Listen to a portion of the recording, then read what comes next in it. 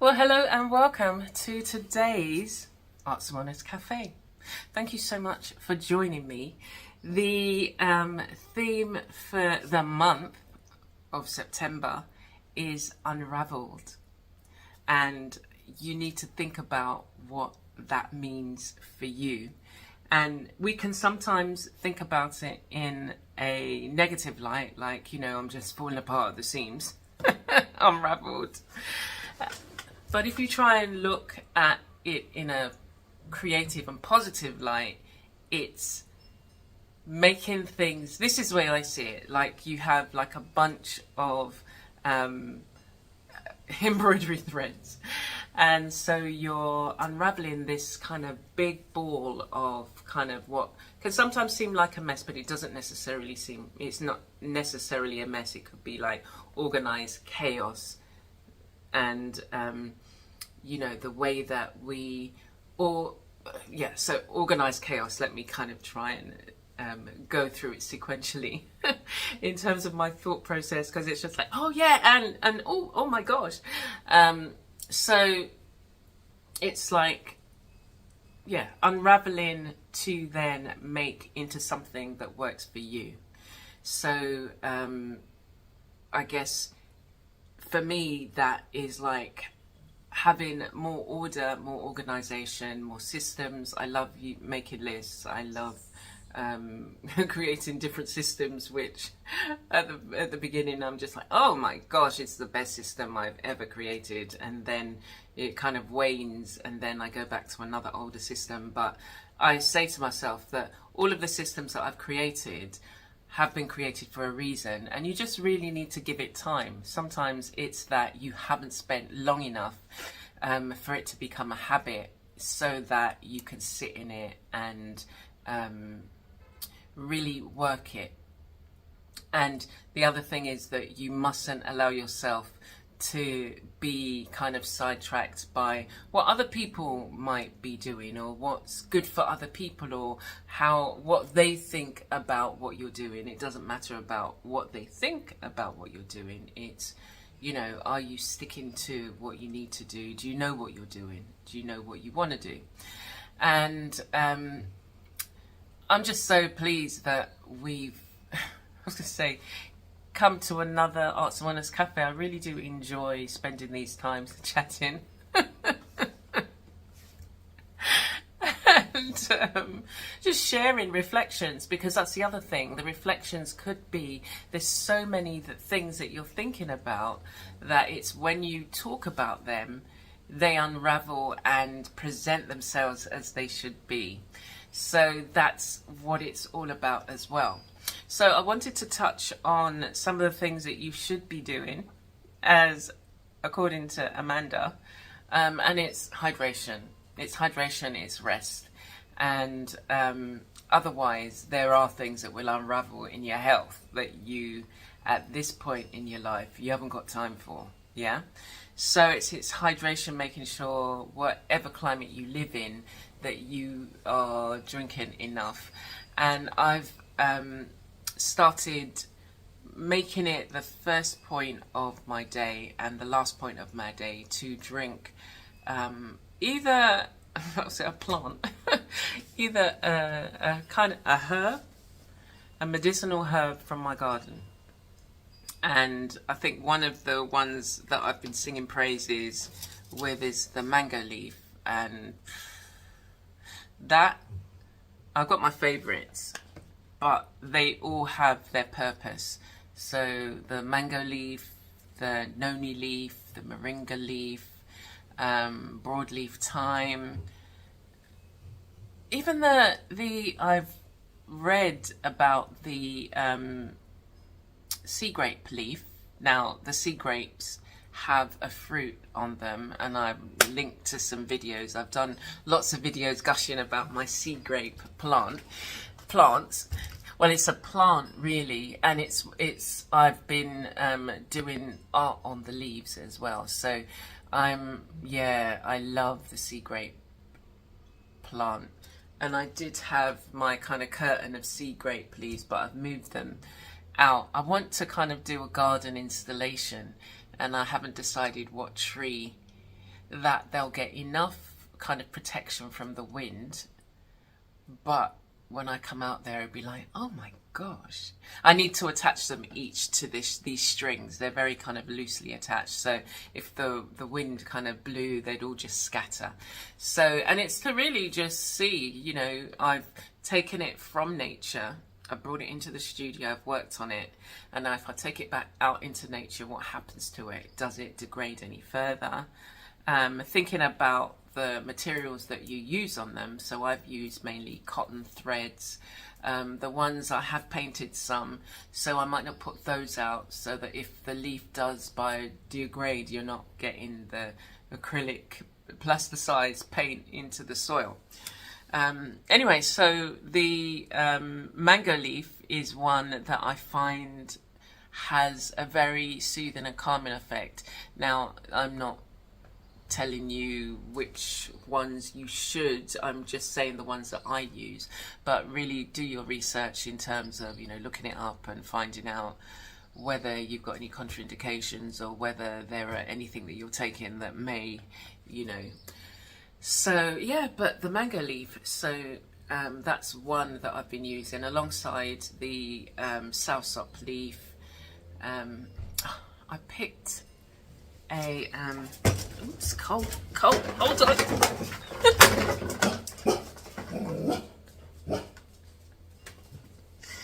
The dog, I had wished for a dog that oh yes, I'd love a dog to sit at my feet as I do my I'm in the studio, and he literally sits under my studio table, and he just heard somebody come up, so that was him dashing out before I could move my leg.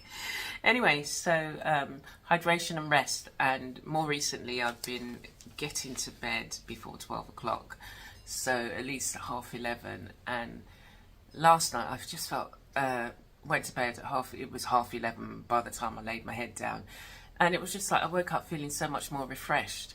And I did wake up sort of like 5:15, because I used to be part of the 5 a.m. club, but I've kind of haven't been going to bed early enough to make the most of the time. But this morning it was just like I woke up more refreshed, I've had a lot more energy to do stuff, and I'm on a roll at the moment.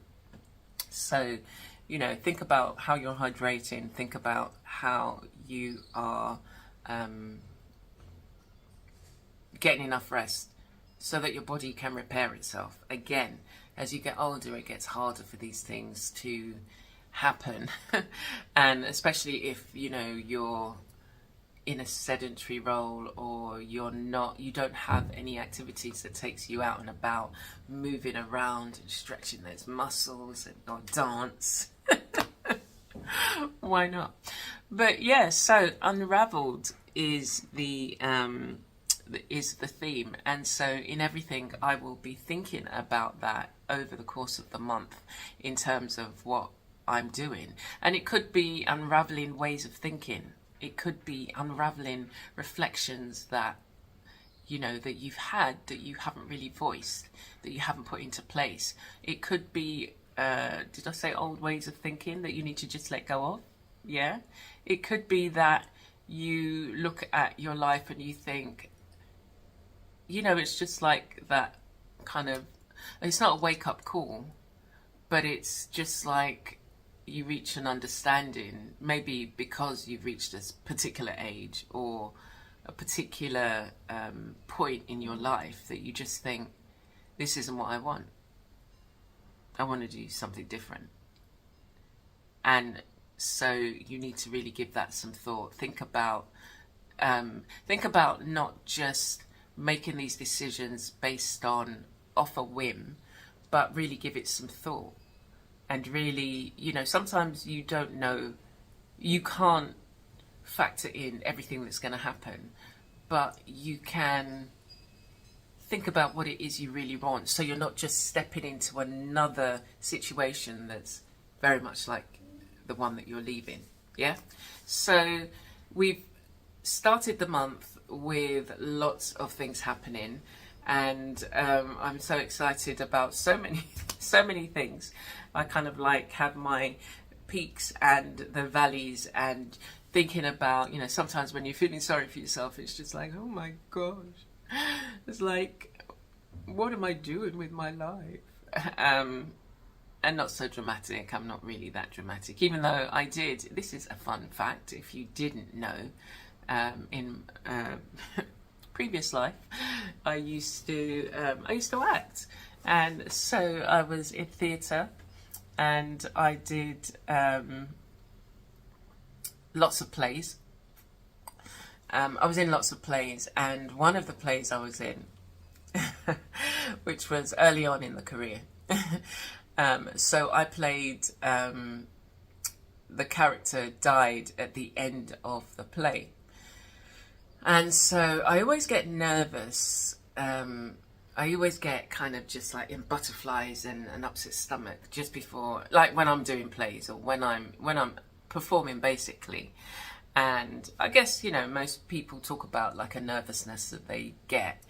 And so I'm there kind of, you know, trying to keep pace of the scene, and my parts are come in, and I heard a cue, but it wasn't the cue that I had thought it was. And it was only halfway through the play, and I thought it was my cue to come on and say my piece and die. And so I rush on, and like everybody's kind of like looking at me, and I'm thinking, oh gosh, you know, not that maybe it's the wrong part, I just didn't kind of click what they were looking at, and maybe they hadn't realised what I was going to do.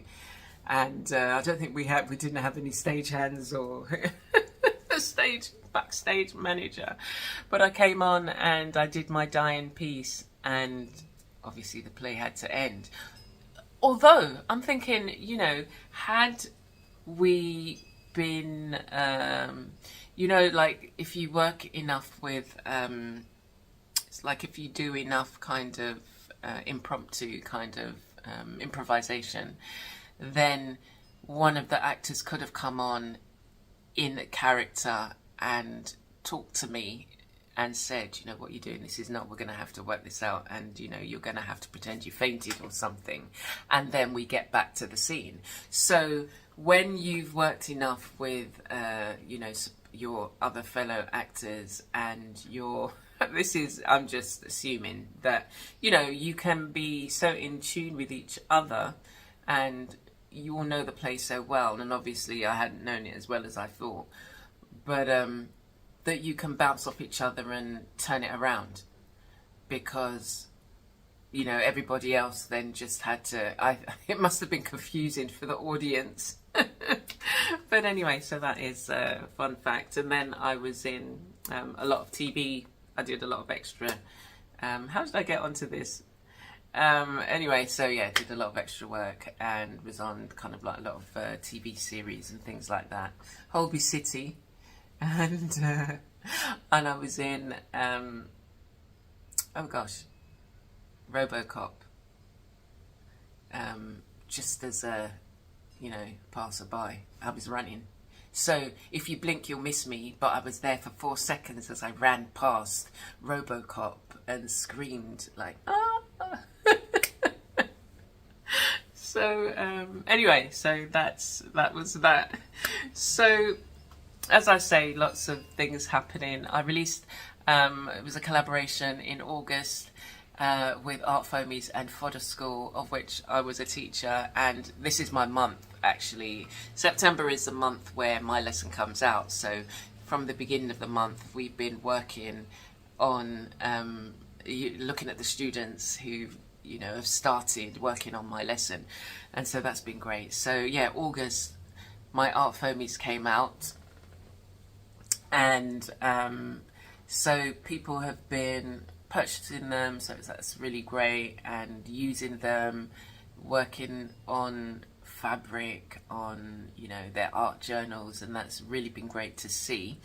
And I've been doing lots of experimenting with them as well, and have, you know, there's loads of different looks that you can work through with them. And here on the channel, I've been showing each of the ArtFoamies and the variety of different ways that I've used them.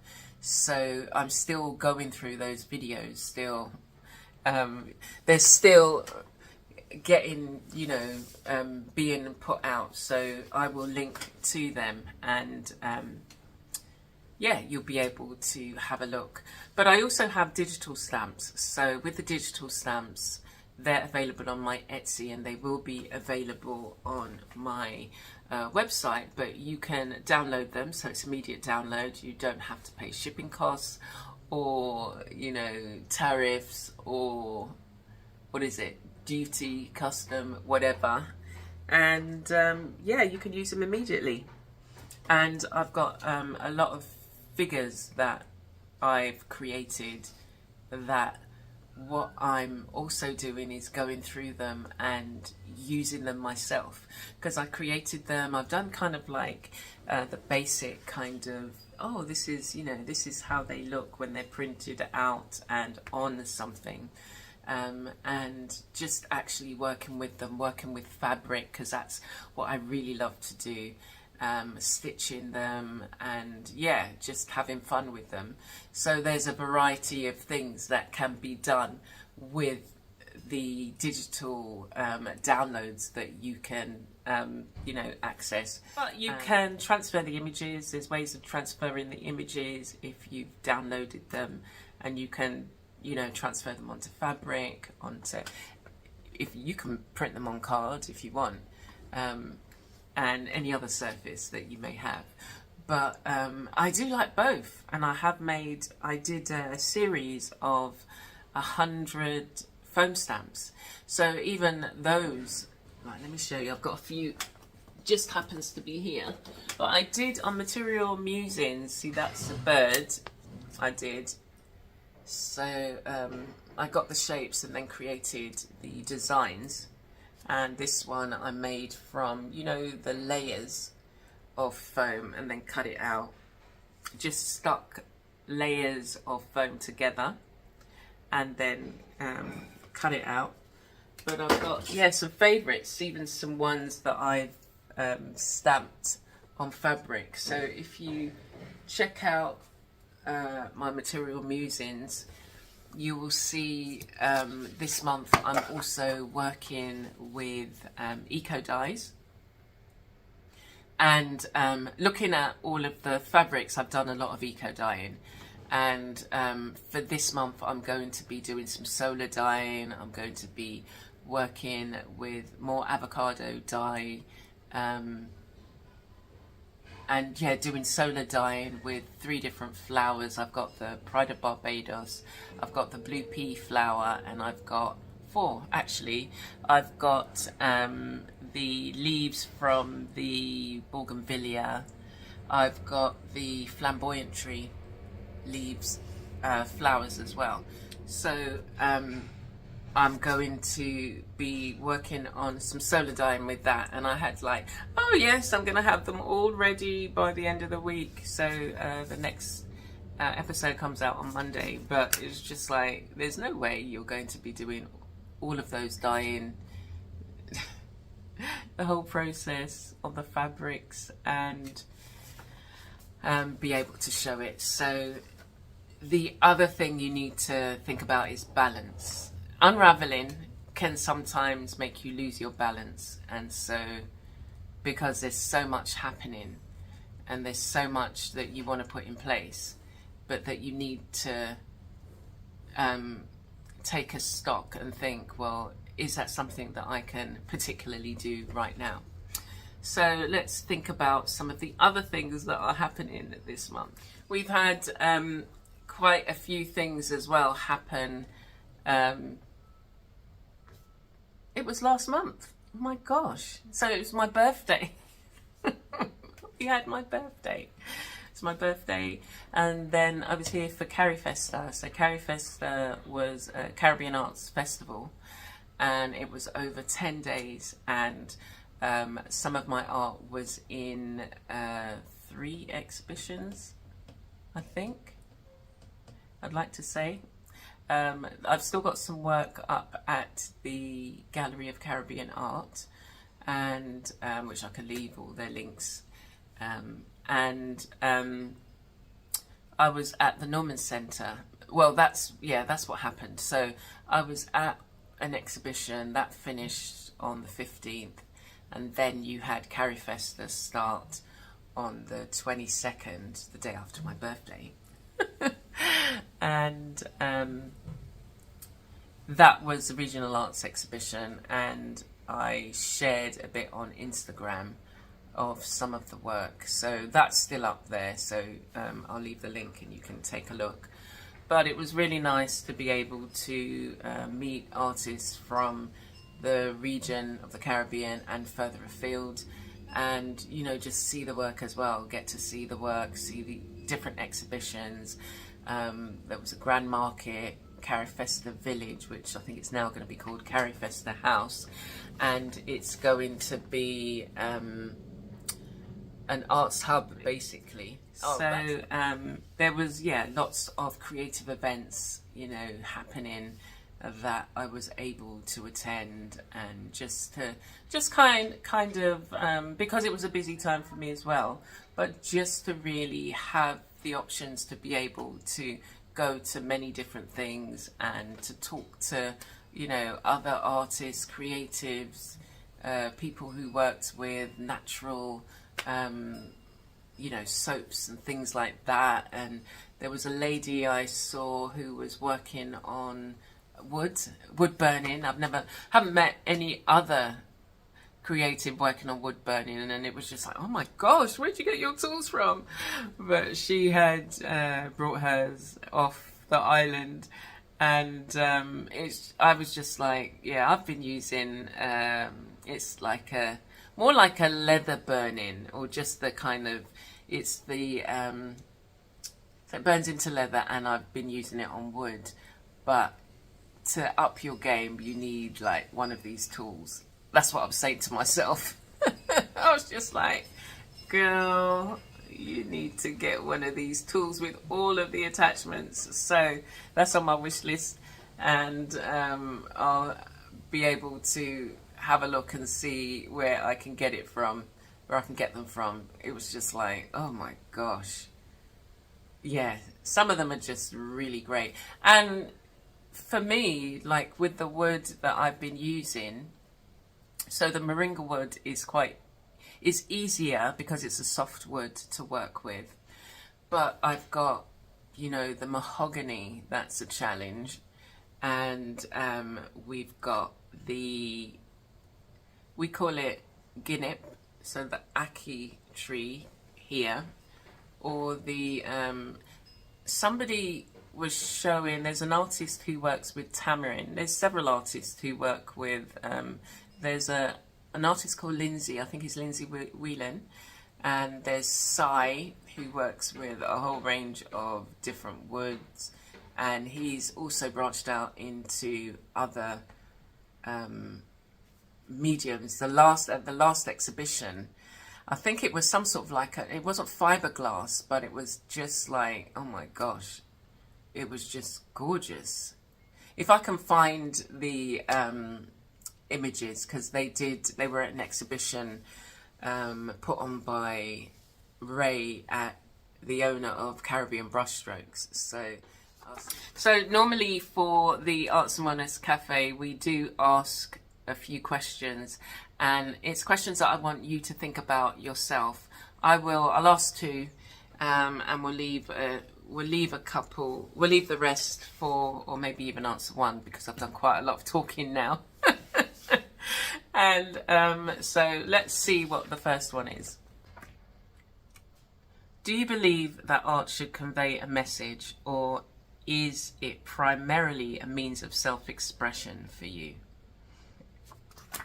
Right, okay. So I believe it's both.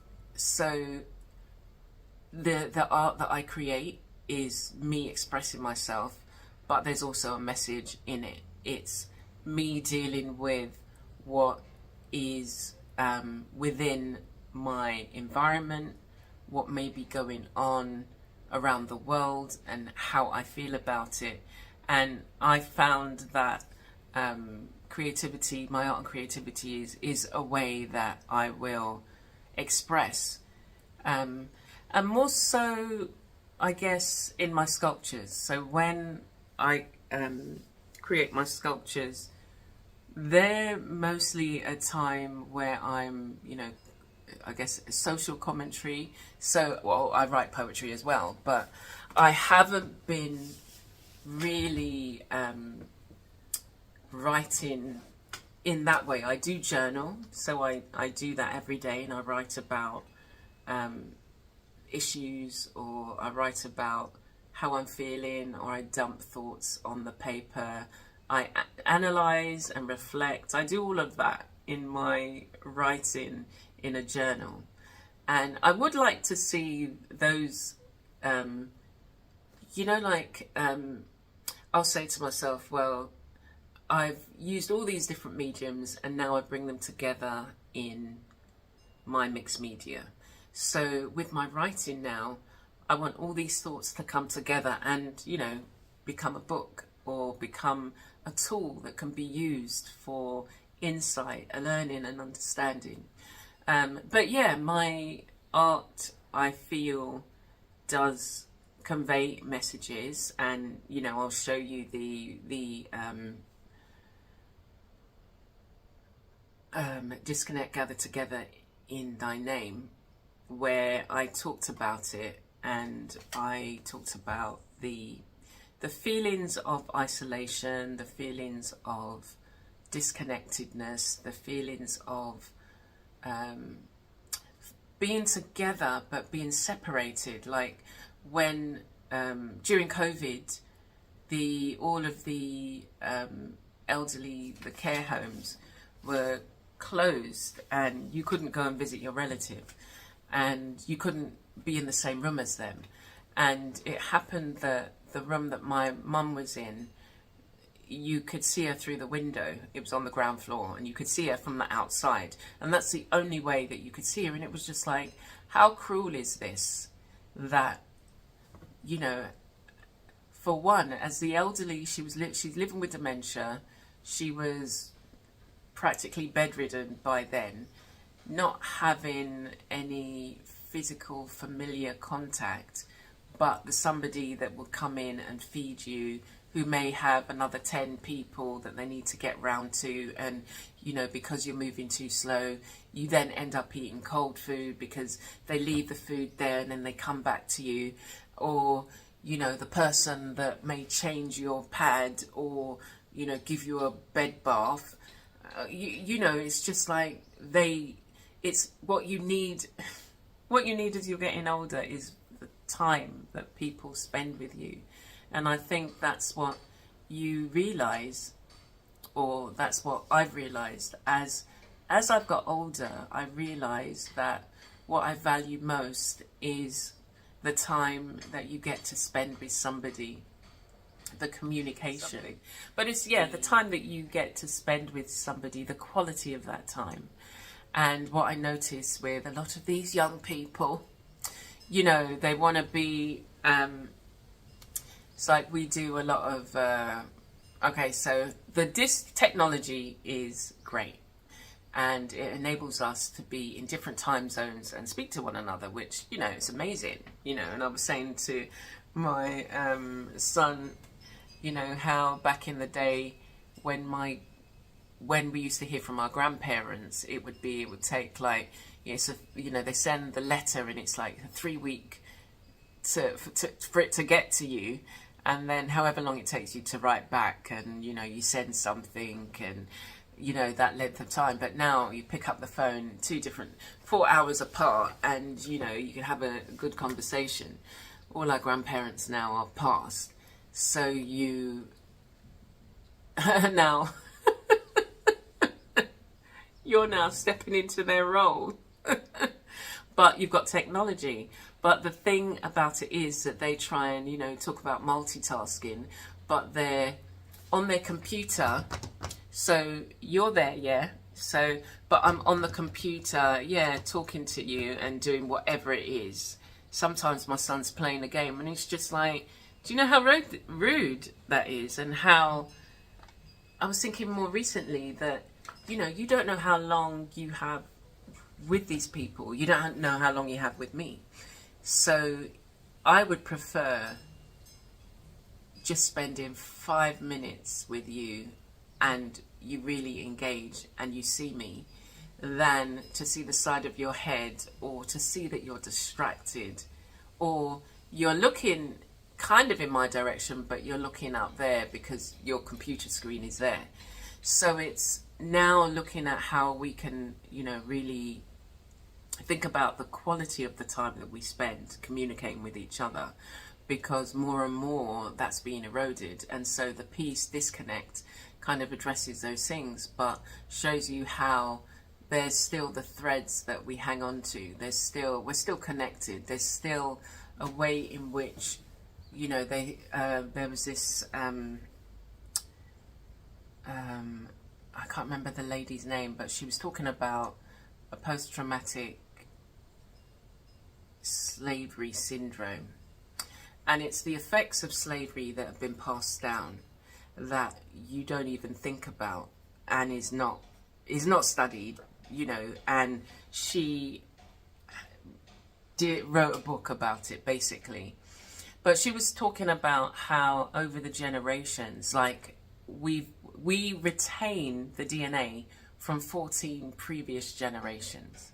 And so if you think about that, you think about some of the ways in which you behave, or the things that you respond to, or the things that trigger you, or, even maybe some of the things that you do. Because, like, I was looking, let me finish that thought and then I'll tell you what I was looking at. But, so, 14 generations, DNA, and that connection. And so what is it you're doing? How is it you're responding to something? Your circumstances have changed, but what is it that triggers you, and maybe can sometimes, push you off course? And I was thinking about my father, who, it wasn't until after he died I realised that he had sewing machine, he made shoes, he had all the tools, he wanted to be an electrical engineer, not an electrical engineer, an electrician. And so he had a lot of knowledge of that, and he had all the tools and supplies, and he was a collector, and that's where I get it from. And then when I visited my grandma, she was a hoard collector, but that's where he got it from in terms of the sewing, the creative aspect. She was a dressmaker, and I learned more about, again, it was when she passed, and they had a remembrance service. And so my cousin had, he's a pastor in the States, so they had a remembrance service for her, and they talked about, they had a leaflet that talks about some of the, things that she did. And so, yes, coming back to the question about a lot of the art that I do is expressive. Even the figures that I do, it's about, representation. It's about seeing positive images of people of colour. It's about identity. It's about learning about the gifts within and bringing them out. It's about allowing your voice to come out. And so I guess that comes through in terms of the videos I do, the art videos, the things that I'm excited about and encouraged to share. So think about what that is for yourself. Think about how it is that, what is it your art is saying? Is it saying something specific, or is it a way of expressing yourself, or does it do both? Doesn't have to be like, a clear-cut line. It can blend in. For me, it's just about creating. It's not, because I was like thinking about, I do, these courses where I'm teaching journaling, I'm teaching working with figures, but they all come back to the creativity. It's all about me being a creative and me expressing myself in the many different ways, and loving the ability to be able to do that. So think about what that is for you. And I think it's probably time we think about what the tip for the week is. And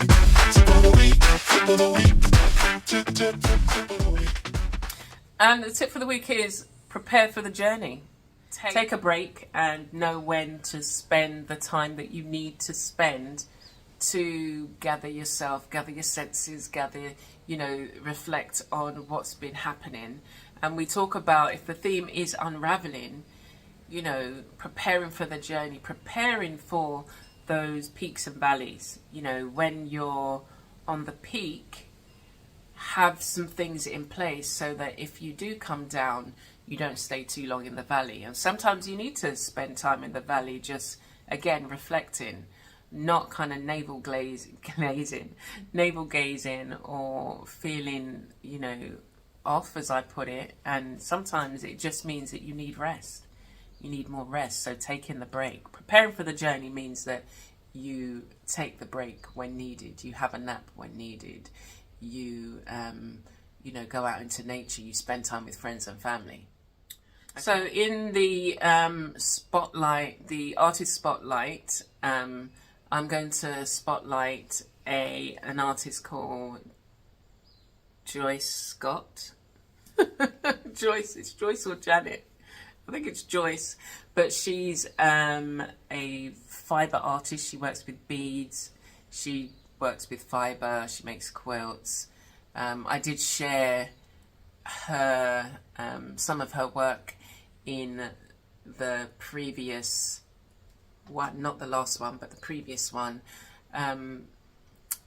Material Musings. But she's really inspired me. I've looked at some of her videos, her interviews, and it's so nice to, and she's still living. It's so nice to be able to hear her talk about her work, what's inspired her. She's fearless in the sense that, she does, works on the things that's inspiring her, that she loves.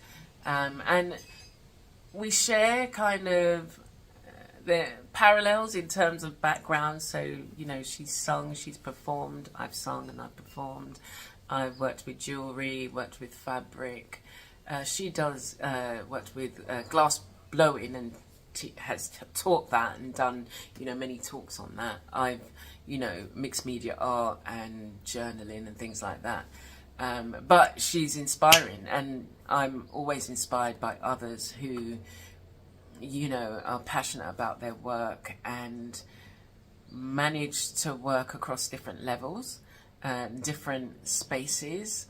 And it just reminds me that, you're where you need to be. Just keep going. And, so that's who I wanted to spotlight. And also just share some of the things that are coming up. So there are probably for every month, for the rest of the year, I'm creating a lesson on a hosted course. I've got, my own courses, and I'll be sharing more of those each month, highlighting one of the courses. What course can we highlight this month? So because we're working with fabric and beads, I'll highlight the embellished and stitched course that I created, and it was working, embellishing with stitch basically. And there's a it's a really lovely course. I loved working on it. But it's essentially about, as we go into the let's land the plane, has keep doing what you're doing. Things can unravel, but you can have control. And you can do a controlled unraveling. And sometimes they need to. Sometimes you need to be able to get a good picture of the bigger picture of everything that you're dealing with and working with.